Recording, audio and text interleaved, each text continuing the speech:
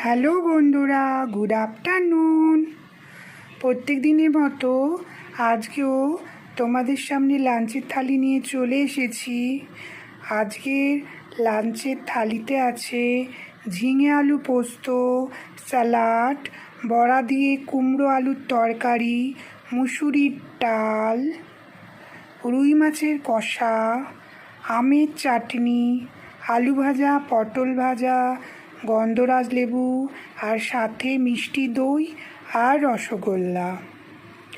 আজকের লাঞ্চটা তোমাদের কেমন লাগলো তোমরা অবশ্যই কমেন্টে জানাবে। যদি তোমাদের লাঞ্চটা ভালো লেগে থাকে তাহলে সবাই ভালোবেসে একটা লাইক, শেয়ার অ্যান্ড সাবস্ক্রাইব করে দিও। পাশে থেকো বন্ধুরা।